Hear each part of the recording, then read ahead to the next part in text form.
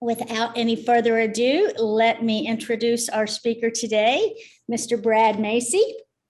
Bradford is a 30-year hospice nurse veteran and the president of Hospi Corporation. As a hospice nurse, Mr. Macy cared for hospice patients in the after-hours setting where he saw thousands of difficult symptom management cases. Out of a need to better manage symptoms with oral meds at the bedside, Mr. Macy invented the Macy Catheter. Mr. Macy was awarded in 2013 the National Award for Hospice and Palliative Care Nurse of the Year Award through the National Board of Certification of Hospice and Palliative Care Nurses for his contributions to the field. Brad has presented and educated on issues related to end-of-life, serious illness, and symptom management throughout the country and internationally over the last decade, and has contributed to research, including publications in the Journal of Pain and Symptom Management, the Journal of Hospice and Palliative Nursing, and the Journal of Emergency Medicine. So without further ado, I'm going to welcome Brad, and we will get started. Thank you, Betsy. Can you guys see my screen? I never know if my Not yet. Okay, so it's good to meet everybody. So let me just check if I'm sharing. There we go. How about now, Betsy? Yes, sir. We're good to go. Thanks. Welcome, everybody, and thanks for joining us today. I want to start with a thanks to you all for what you've been through and the things that you've been doing in skilled nursing and long-term care. This last year and a half has been undescribable. And even before that, you were faced with some of the biggest challenges in healthcare. So again, thank you all for what you've been doing down on the battlefront, basically. Today, I'm going to talk about some of those current challenges in skilled nursing and long-term care. And then I'm going to go into why, and when the Macy catheter is used in long-term care that might help you with some of the challenges that you're facing. I'm going to go a little bit deeper into the incidence and morbidities that are associated with dehydration in the elderly and in long-term care. And then talk about how do you use the Macy catheter? It's basically the training, and we'll talk about placement, troubleshooting, and all of that good stuff. So let's talk about some of your challenges, right? You guys, what we'd like to do today is a poll, a live poll, and Betsy is going to show you guys some of the challenges, certainly that I've heard of that you guys are facing, and we'd love to hear from you on what are these 9 challenges that you might be facing. And if you could rate them as not a problem at all the way to our biggest problem. So I'm going to turn it over to Betsy. Betsy, you guys will be seeing an online poll here. And if you could fill it out, it'll be really interesting to see what folks are experiencing out there. Great. I'll go ahead and launch that poll right now. You should be seeing the current challenges in long-term care poll on your screen right now. You can just use your mouse to navigate up. There's 9 questions that, as again, you will rate from not a problem at all to our biggest problem. So just go ahead and click down. As you finish one question, you can scroll down and actually answer the next one. Looks like everyone that's going to participate is finished. So what I'll do now is end the poll, and then Brian, I'll let you go over I'm going to share the results now, and I will let you go over these results and kind of see. Thanks so much, Betsy. So thank you everybody for participating. It looks like, high resident acuity is a problem, or a major problem for the most part for most agencies. Treating more residents in place, again, a problem. Minimal to, it's spread out, 30, 30, 20 kind of thing. Decreasing hospital, I think it's interesting that folks are experiencing some different challenges based on the type of patients you have and all. I think it's kind of interesting to see. Decreasing readmissions does appear to be somewhat of a problem for more than half of facilities. is experiencing that. Staff overworked and overwhelmed, 40, 50, almost 60% of facilities are having challenges with that. Prevention and treatment of infections, 40, 50, 60. It's a major problem to certainly a focus, right? And then not as much, like you said, with IV certification in nurses. 20%, 2 out of 10, 30% say it's a problem to an issue. Maintaining adequate occupancy levels is not as much of a problem. Things have been so challenged. Things are so different now, aren't they, with COVID? Current challenges, emergency preparedness is also something folks are thinking about. And competition with about 30, 40, 50%. So thank you so much, folks. Mhm. I'm gonna reshare my screen. Okay.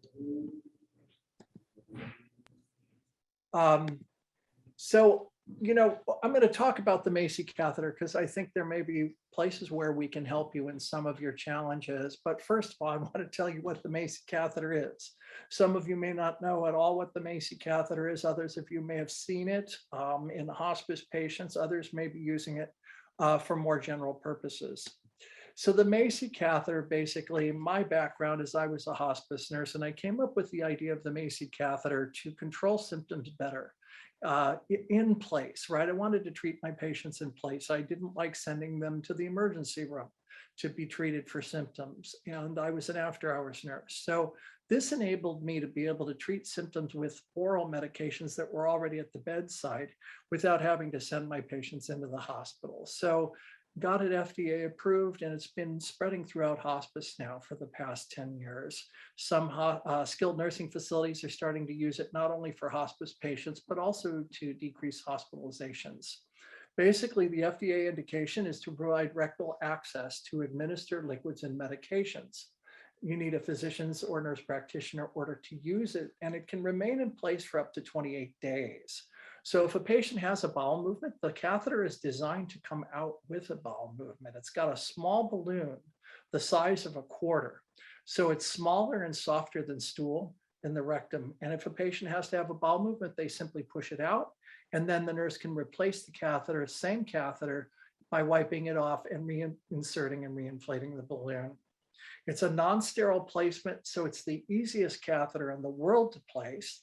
And it can be placed by RN, LPN, LVN level nursing staff. So the overview is it's a fast and simple placement procedure. It takes about 3 minutes, less than 3 minutes actually. It's comfortable and safe fluid medication delivery. So, versus parenteral therapy, no risk of IV sticks, needle sticks, infections, things like that. It facilitates rapid medication and hydration when IV access is unnecessary or delayed. A lot of times I've heard from facilities, we have to bring in a line team to place catheters sometimes, and it can take 4 to 8 hours. And sometimes those patients need hydration or medication right away. So it allows for that without a wait for line placement and supplies. So that's an overview of the catheter. So why use it in long-term care? There's several reasons here that I've listed. The biggest, and again, one of the problems that we saw in the survey is decreasing hospital transfers. Facilitating rapid symptom management in facilities or rapid symptom and challenges, changes in condition, it allows you, and I've already said this, there's no wait for IV placement. You can get a patient medicated and hydrated right away, providing rapid medication administration. And then there's an increased referral potential. Things are going toward value and risk-based contracts. The world is changing. It's changing rapidly. And the ability to keep patients out of the hospital and not have readmissions is going to improve your ability to contract with hospital-based systems. There's also a marketing opportunity for those contracts by going in and saying we use the latest technology in care in being able to maintain our patients in place. And then improve star ratings. Obviously, better care of patients improves star ratings. If we look a little bit more at other benefits of the catheter, it improves resident care by being able to treat that patient in the facility. Very few patients want to go to a hospital. Sometimes families will push for hospitalization, but if they know the patient can be treated in facility, they're going to say, yes, please, let's treat my mom in the facility. So rapid treatment, again, and more comfortable than parenteral. So residents don't have to worry about needle sticks, and we don't have to worry about needle sticks for staff. And we decrease infection rates by decreasing decreasing parenteral.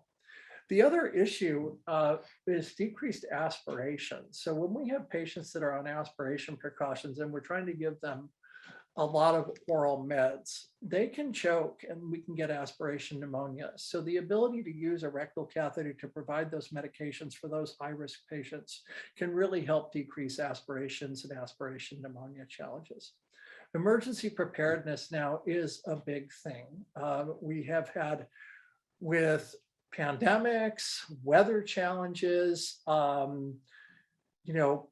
acute care, overwhelmed acute care system and an overwhelmed emergency system. It's good to have a way to provide medication and fluids that are easy to come by. And literally with the Macy catheter, you use tap water. You can hydrate a patient with tap water. So even if you can't get access to emergency, medical transport and things like that, you've got the ability to maintain those patients in the setting, in your in-house. Improved efficiency, this is a big one, decreasing nursing time and empowering LVNs to do more of the care. They can place, they can manage, and they can maintain the Macy catheter. So it decreases your RN time trying to run around maintaining IVs. It can also decrease training burden. It's a very quick training. It takes 15 minutes for folks to watch this video, the training video, which I'm going to show, by the way, later on in the presentation. So there was a study done on decreasing hospital transfers. It was published in the Director last year.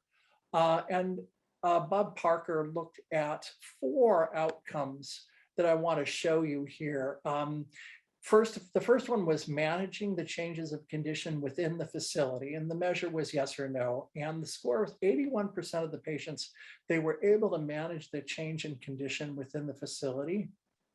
That's pretty good. That's 8 out of 10 patients that did not need a hospital transfer. Patient was able to report comfort. Again, the score was 5 out of 5. All the patients that were able to report comfort reported that it was very comfortable. The patients that were unable to report, the nurses did the Likert scale and found the same thing. The patient exhibited no signs of discomfort. And the prescribing clinician reported hydration was successful in 100% of the patients. So when is the Macy catheter utilized? Again, I've gone over some of this stuff before, but for medication delivery, right? When patients are unable to take oral medications, continue oral medications rectally. So the meds are already there. You've got them in your cart. You can now grind them up, add water, inject them rectally, flush, and the patient can continue their medication. Hydration as a bridge to IV access. So maybe I'm going to go over a couple clinical scenarios later, but it can provide a bridge to IV access if in fact IV is needed, but you can't get a needle stick right away. You want to give that patient hydration or medication, or as an alternative, maybe the patient just doesn't need an IV. You can manage that care without it. Hospice patients. And this is better, safer symptom management. And I'm going to go into that in a minute also. Constipation and obstipation. So obstipation is severe constipation. A patient is literally unable to move their bowels. The Macy catheter, because it's a ballooned catheter, can allow for retention enemas. And retention enemas do 2 things. One, they block the rectal sphincter from feeling like it has to expel the fluid. I know in my practice, it was so hard to have a patient hold an enema for long enough for the enema to actually work. Secondly, it allows for a little bit more pressure of fluid in the rectum, which allows the fluid to be pushed past the stool blockage so that you can get that medicine to where it needs to be to help that patient clear the constipation.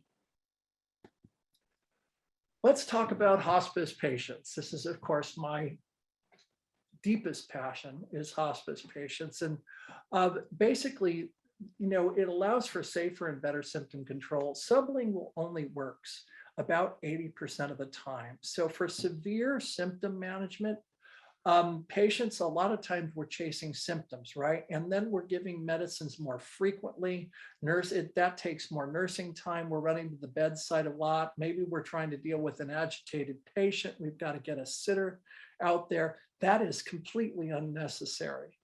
The medication, you can give the medication rectally and get those patients' symptoms controlled in 99% of the time with the Macy catheter. So a lot of the hospices now out there are using the Macy catheter because of this, and they really want to partner with their skilled nursing partners to allow their patients to have access to the Macy catheter in all those settings.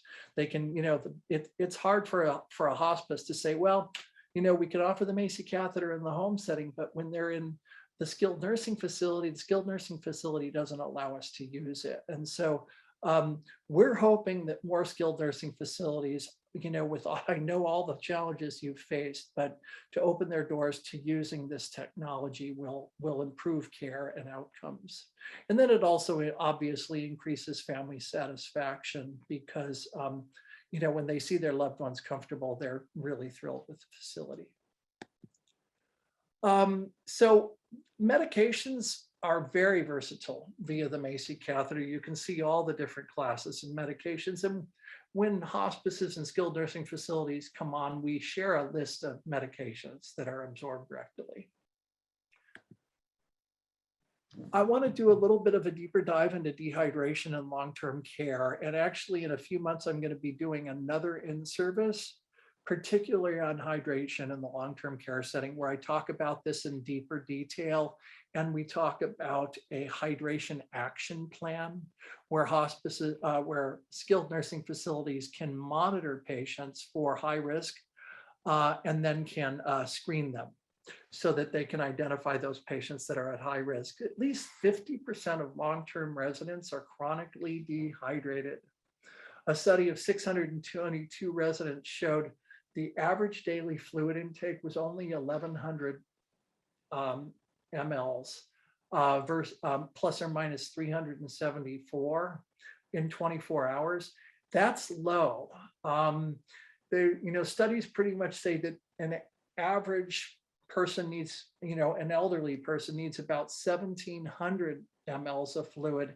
That's about 6 to 7 cups of water in 24 hours. And if they're under that, that can slowly lead to dehydration, especially with heat, environmental changes, high humidity or super low humidity, that patients lose fluid much faster that way. Then there was a 2012 study that showed approximately close to 400,000 hospital admissions and 550,000 emergency visits for dehydration that were potentially preventable. So, the interesting thing is that a lot of the reasons we transfer patients to hospitals, or a lot of the nursing challenges that we face can be traced back to dehydration. It can cause or worsen urinary tract infections, disorientation, med toxicity, pneumonia, pressure ulcers, hypotension, constipation, depression, falls. All of these things are, these are morbidities associated with dehydration. Now, not every one of these is caused by dehydration. But if we could control and manage dehydration better in the skilled nursing setting, I suspect that there would be decreases in these things. So now we're going to talk about how the Macy catheter is used. I'm going to show a couple videos, and these are training videos that you can use in your own facility to train your staff. This is what the Macy catheter looks like. and it's got balloon administration port, a balloon inflation port here, which is Luer syringe connected, just like a Foley catheter. It's got a medication administration port that's enteral syringe attached. So it's a one-way valve here, and medication and fluids are pushed through there. This kangaroo bag fits right on here for hydration, and an enteral syringe fits right on there for medication administration. This is the balloon. It's the size of a quarter and soft and squeezy. Really soft balloon, high quality balloon that is not uncomfortable at all for patients. They don't even feel it when it's in their rectum. Placement marker lines place the catheter exactly where it needs to be. And then you have med delivery holes that are non-clogging. 4 easy steps. I said it was the easiest catheter in the world to place, right? Simply lubricate, insert, inflate, and secure. You lubricate the first 2 inches, insert to the line, inflate with 15, and then you can secure to the patient's leg, kind of like a Foley, or it can even be put on the abdomen. This is what comes in the Macy catheter tray. This was designed specifically with long-term care facilities in mind. It takes into account infection control issues, regulatory issues. It has a gravity hanging bag, syringes to inflate the balloon, and medication syringe and a flush syringe, and everything needed, of course, the catheter and everything. I'm going to show you now a video. Morgan Goldsmith is going to show us how to place and use the Macy catheter.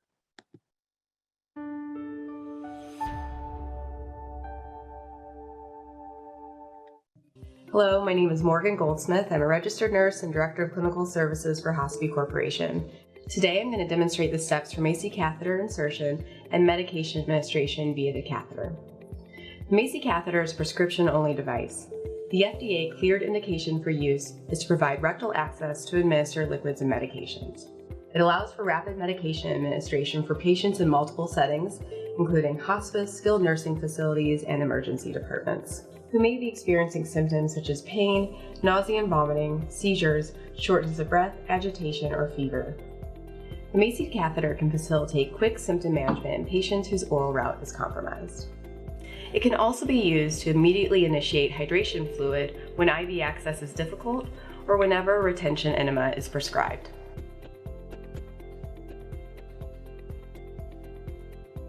Inserting the catheter is much like inserting a urinary catheter, only easier, faster, and is a non-sterile technique. Insertion usually takes 3 minutes or less. First, lubricate the distal end of the catheter to the first arrow. Second, positioning the patient on the side or in supine position with knees bent, insert the catheter to the line between the 2 arrows. Third, remove the red safety cap and inflate the balloon to 15 ml using 15 ml of room temperature or cool tap water.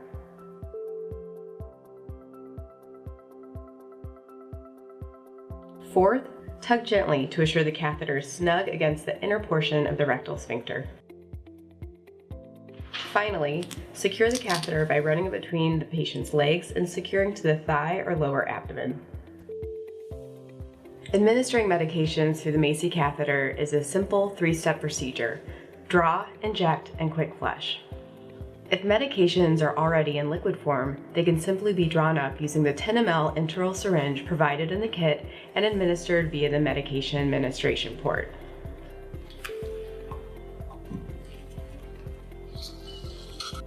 Medication should be administered over 3 to 5 seconds. 1, 2, 3, 4, 5.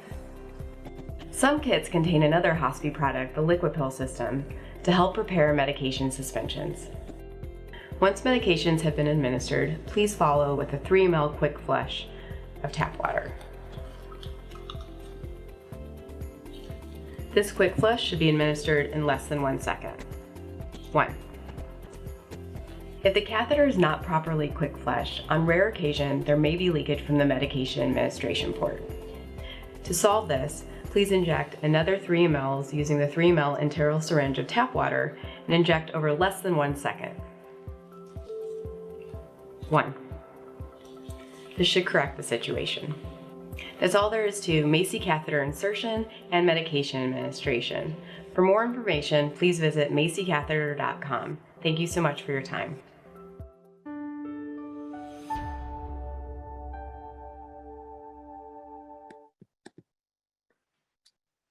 So it's really an easy catheter to use.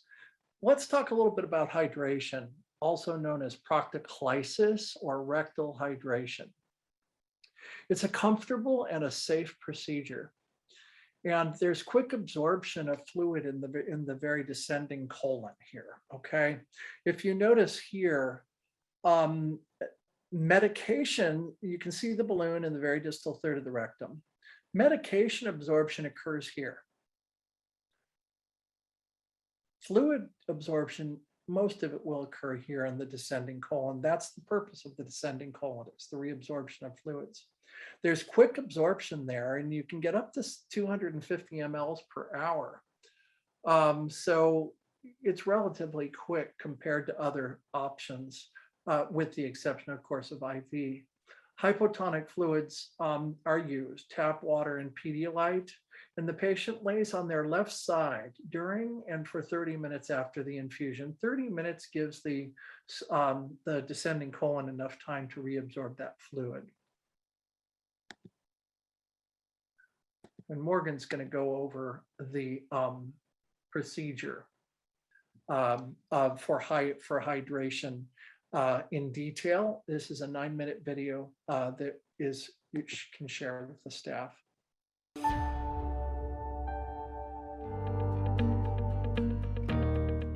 Hello, my name is Morgan Goldsmith, and I'm a registered nurse and Director of Clinical Marketing and Education for Hospi Corporation.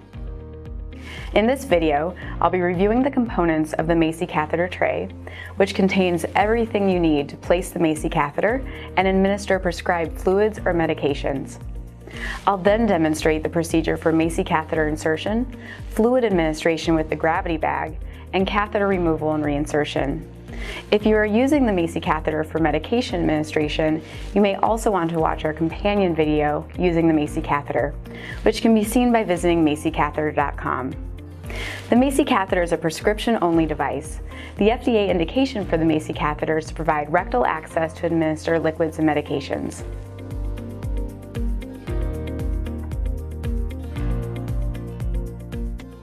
The Macy catheter tray has everything needed for insertion, medication administration, and hydration. Components include everything you need for the first insertion and reinsertion of the catheter.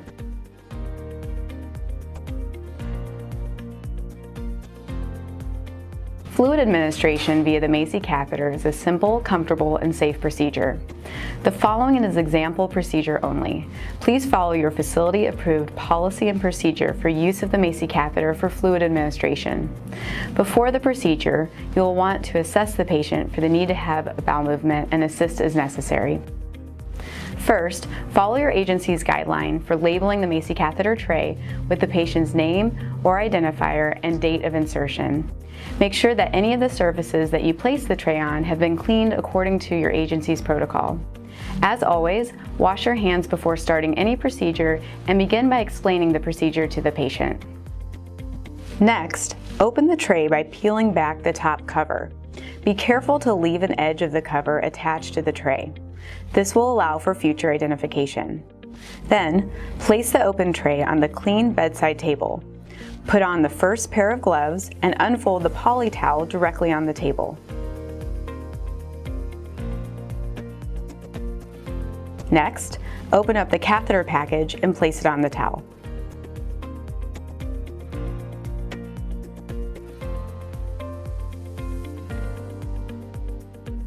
Fill the medicine cup with at least 15 mL of room temperature tap water.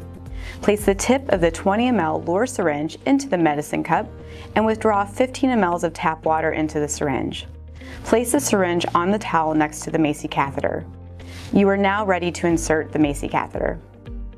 Inserting the catheter is easy, fast, and is a non-sterile technique. Insertion only takes about a minute. First, lubricate the first few inches of the catheter to the first arrow. Position the patient on the side or in supine position with their knees bent and insert the catheter to the line between the two arrows. Remove the red safety cap and inflate the balloon with the Luer syringe to 15 mL.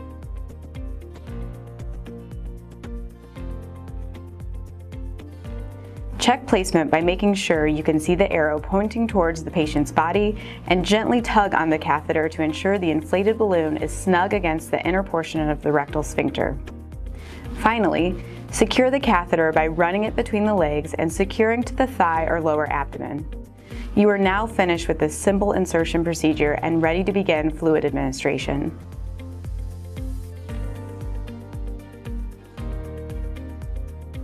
First, remove the gravity bag provided in the Macy catheter tray and label it with the patient's name, prescribed fluid or hydrating solution, and any other information your agency guidelines require. Next, fill the gravity bag with the prescribed volume of hydrating solution to be given for infusion and hang it on the IV pole at least 2 feet above the patient. Then, remove the protective cap from the end of the gravity tubing and place the cap in the Macy catheter tray for later use. Finally, after ensuring that the patient is in left side-lying position, prime the gravity bag tubing and attach the gravity bag adapter to the medication administration port of the Macy catheter. Set the infusion rate as prescribed by the ordering physician or practitioner.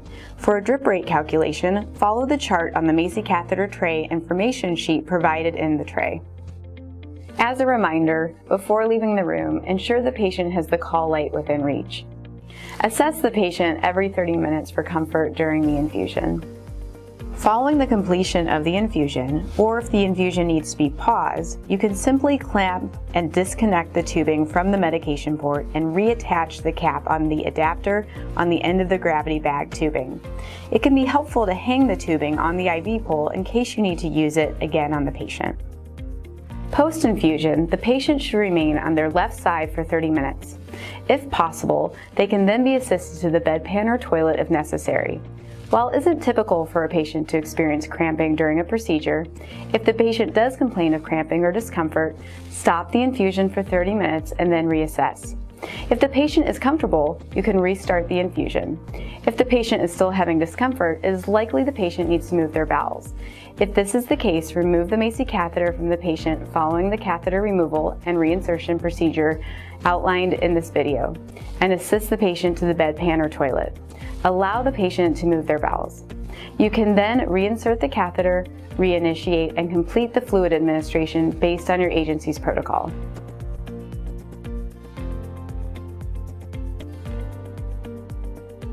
It is important to remember that the Macy catheter is designed to remain comfortably in the rectum for up to 28 days. When a patient needs to have a bowel movement, the catheter can be temporarily removed. The catheter is also easily expelled if the patient is incontinent and will not inhibit bowel movement. If removed or expelled, it should be replaced immediately following the bowel movement. Otherwise, a new catheter should be used. The Macy catheter should not be stored for later use. This is an example procedure only. Please make sure to follow your facility's guidelines for removal and reinsertion. Ensure the surfaces that you'll be using have been cleaned per your agency protocol. As always, wash your hands before starting any procedure and begin by explaining the procedure to the patient. After putting on gloves, place a clean barrier such as a poly towel on the table. Place a 20 ml Luer syringe from the Macy catheter tray and place the syringe on the barrier. If you will be reinserting the catheter, place a water-based lubricant packet on the barrier too. These removal and reinsertion supplies should be available in the patient's Macy catheter tray if you labeled it and stored it at the bedside. With the patient in side-lying or supine position, attach the 20 ml Luer syringe to the balloon inflation valve of the Macy catheter and gently draw the 15 ml of water from the balloon. Next, gently remove the catheter from the rectum and wipe the end of the catheter that is soiled in the direction from clean to dirty toward the tip of the catheter with a washcloth moistened with water. Do this until all visible soiling is removed and place the catheter on the poly towel barrier. Keep in mind, if the catheter is soiled with bodily fluids near the medication port or balloon inflation valve, the catheter should be discarded and replaced with a new catheter. Next, remove your gloves and discard them according to your agency's guidelines and wash your hands. If needed, assist the patient to the bathroom, commode, or bedpan. If the Macy catheter is to be reinserted, wash your hands and put on the third pair of clean gloves provided. Lubricate the catheter, insert to the marker line, inflate the balloon with 15 ml of water, gently tug, and secure the catheter. You can then discard all the used components of the tray. Note, the Macy catheter contains everything you need for the first insertion and reinsertion of the catheter. If you need to reinsert the catheter multiple times, you may need to obtain more gloves, poly barriers, balloon inflation syringes, and water-based lubricant.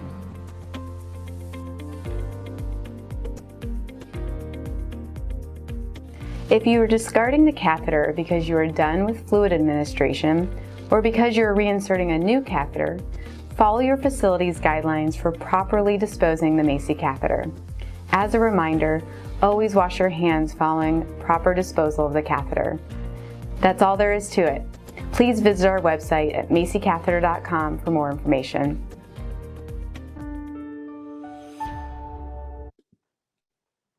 That's it for hydration. Those two videos should be able to train your staff along with some competency checks that we have in our policy and procedure manual that we provide, so you don't have to recreate the wheel. I want to do a couple clinical scenarios. I would check my time here because I want to open it up to questions. I'm going to go through these clinical scenarios relatively quickly. But, you know, if we look at I'm trying to give some examples, some real life examples in terms of what we deal with patients or residents. You know, if a resident has an infection, imagine they're intunded now and they can't take their fluid due to lethargy. This happens a lot of time with elderly, right? Because they're the minute they get a fever or an infection load, bacterial load, sometimes they become lethargic and now they can't swallow. So IV access becomes difficult, delayed, or it's contraindicated. Some of the Macy catheter facilitated treatment options are initiation of hydration. So you can initiate hydration immediately on these patients. And what the study found, the Bob Parker study, was that a lot of these patients, the minute they got hydration, they were oral again. They went back to oral therapy and they were able to take their antipyretics, their antibiotics and all. But you can initiate an antipyretic also rectally, and you can even initiate a broad spectrum antibiotic pending your culture results. If you're concerned that this patient may be going septic, this may be something you want to do, waiting for a line placement or even waiting for results. Anticipated outcomes from this procedure is, you know, the patient will switch to oral antibiotics once alert and swallowing, and you can discontinue Macy catheter therapy. Or if antibiotics are deemed needed, the resident's hydrated now and they're stable. And it's easy to wait for that IV placement, and it's going to be easier to place because the patient's hydrated. And the second one is a chronic progressive dehydration. And this I'm going to be talking about more in my next webinar. But, you know, the patient's been increasingly lethargic, sleeping more. They're not doing their activities. Now they're unable to do PT. They're not eating or drinking well. Let's say they're only taking 700 mLs in 24 hours. You're monitoring their intake. They're otherwise afebrile and free of symptoms of other illnesses. And they, you know, you're thinking it's just probably progressive dehydration. You can initiate hydration of 1 liter a day to make up for that extra liter that's missing, with the anticipation that that extra fluid is going to help the patient become more alert and return to normal activities and normal ADLs and eating patterns. This is a scenario that's seen a lot. A patient, agitated patient with dementia. This resident's has been calm and stable on Seroquel for a year now, and now they're refusing to or unable to swallow their PO Seroquel. Maybe it's dysphagia related to end-stage illness. Maybe it's just something else going on with that patient. Seroquel can be continued via the Macy catheter, along with some of the other medicines that the patient's been taking until that patient becomes stable again, or maybe they're end stage dementia and they're not, they're not going to be able to swallow again. You can continue that medication throughout that process so that that patient doesn't have to suffer with agitation. Again, an anticipated comfort outcome would be that the patient can be maintained even when unable to take that medication by mouth. Other scenarios are exacerbation of acute conditions that occur frequently, chronic CAUTI, right, from catheter-associated infections, seizure disorders. Gastroparesis can be treated that way. Migraine headaches, mostly migraine headaches, the problem is pain, nausea, vomiting, and dehydration. All three of those things can easily be treated in the skilled nursing setting. End-stage liver and renal diseases, sometimes patients go up and down in their mentation status, and they need hydration. And even with liver disease, you can give lactulose enemas. And they'll be able to hold that lactulose enema much longer, and it will work. It'll work better that way. Emergency management we talked about. Quickly hydrate and medicate without the need for parenteral supplies or immediate hospital transfer. So for training your staff, it's basically, the see one, do one, teach one method.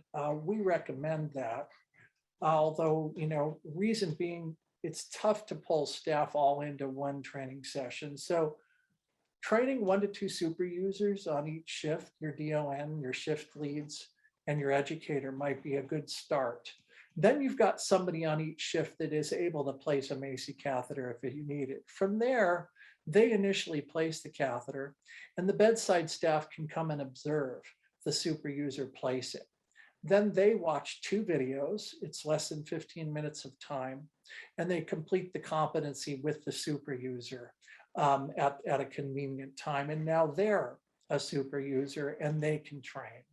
So that's really, I think, the easiest way to train staff. You won't be using it in every patient in your facility. So I think this is the best place to start. Just get a couple users on each shift.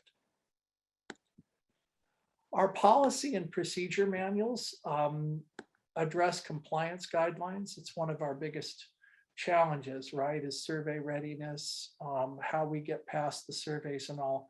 And our procedure manuals are templates that you can adjust to your own facility, but you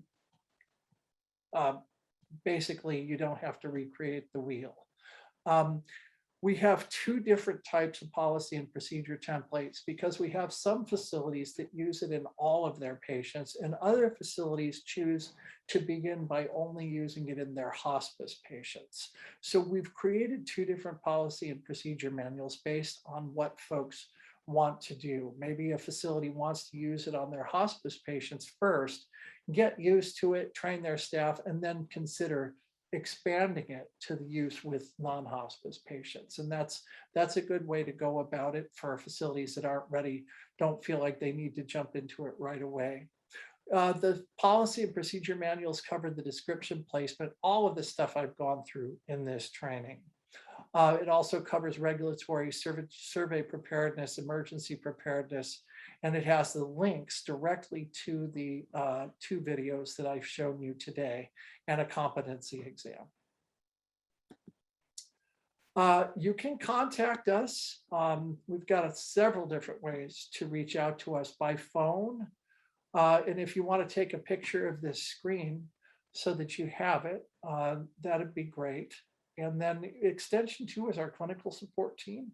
Extension 3 is our sales support team to talk about the different, most of the distributors carry the Macy catheter, and it can also be purchased directly through us.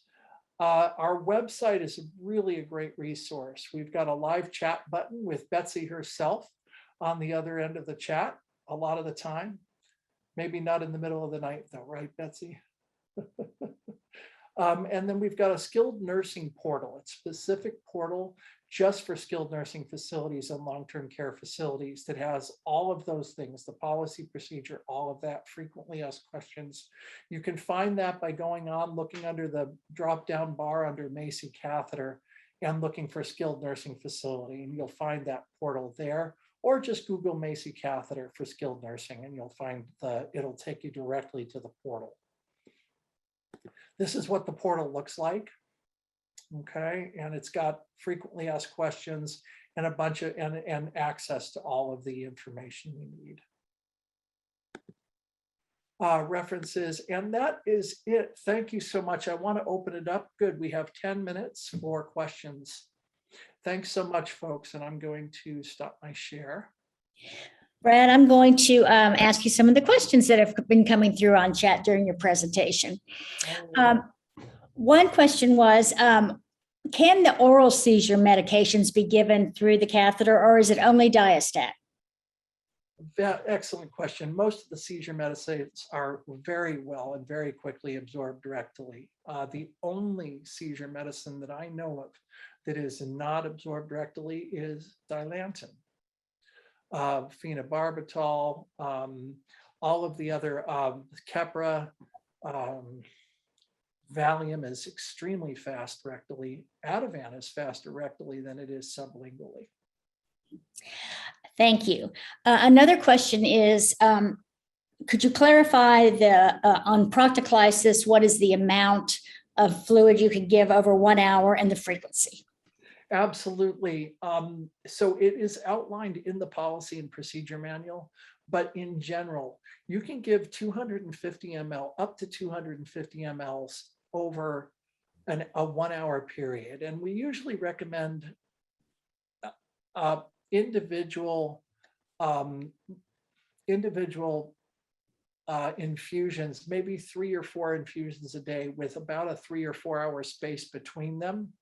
So you can infuse with a maximum of about 500 mL. So give the rectum and the bowel a chance to absorb that fluid between those infusions. So to a max of about 2 liters a day. So if you were to give 4 infusions at 250 mLs an hour over 2 hours, you would get 4 times a day, you would get 2 liters into that patient. Thank you. Another question was, what are the contraindications to using the Macy catheter? Yeah, good question. So rectal, and I should have had that in this presentation.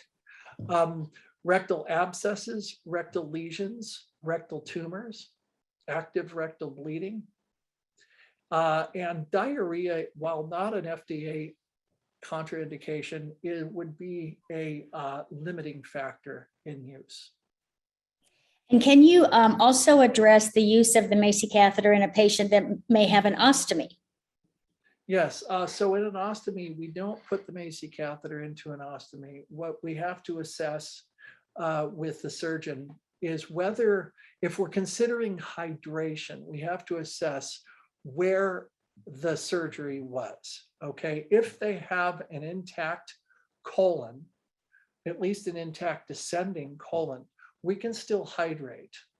If they have no colon, but they have a rectum, which most patients do that have had that have an ostomy, then we can give medication, but we can't hydrate because you need a descending colon for hydration and you need a rectum for medication administration. Great. And please feel free to add additional questions into the chat function if there's something else that you all are wondering about that we haven't gone over. One other question I saw come by is, are there any medications that you cannot give this way? So Dilantin was the one I mentioned. Long-acting medications cannot be crushed. You need to switch to an immediate release medication. Many of our hospice patients are on long-acting morphine, and what we need to do when that patient becomes unable to swallow is switch them to immediate release anyway. Any do not crush medications, any of the NIOSH medications would not be given via the Macy. And like I said, we do have a list of medications that can be given rectally, accessible on the skilled nursing portal. And Rachel is asking, on average, how long does it take for the medication to take effect? What's the onset of action for meds given through the catheter?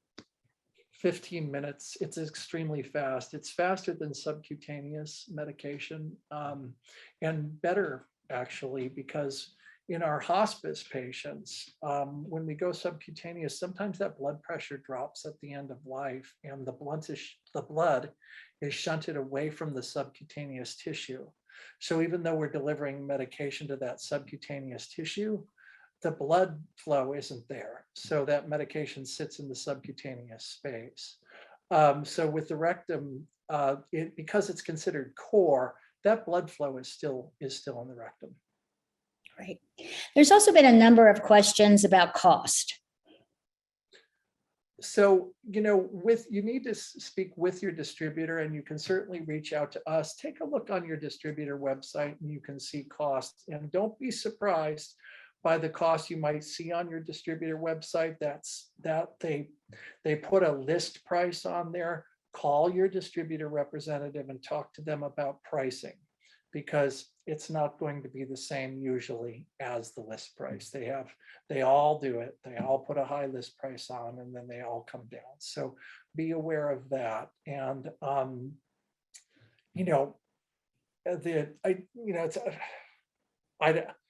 I'm reluctant to say it because it's under $100. Let's put it that way for the kit, and that includes everything, including the gravity bag and all of that. Yeah. I might just add on to that, Brad, they point out that if they're looking at their distributors vendor list of products, that the Macy catheter comes in the tray, which is what we've been demonstrating here today for hydration. There's another format of it that comes in a kit, and that does not have the hydration bag. So if you have any questions about what it is you're actually ordering, or what it is that you need to order, what product number it is, we are always happy to assist you with that, as well as your distributor can also explain to you. Correct. And usually your hospice agency partners will be using the Macy Catheter bedside care kit. But remember, because they're managing that care, they may bring the catheter in themselves and place it. So that's why we go over really managing medication delivery. We don't talk about hydration in the policy, because usually hospice patients aren't hydrated, although sometimes they are. It's extremely rare. Yes. Well, I think we're getting just about to the end of our time, and I think we're at the end of our questions too. So we just want to thank all of you for joining us today. If you have any other needs, you did have hopefully the slide with the picture that you can call us or reach out, email via our website or our chat function, and we are happy to assist you and provide any additional information that you might need. Brad, any closing thoughts? No, I again want to thank folks for such a tough year, and let's hope we get through this sooner rather than later. Thanks all for attending. Thank you.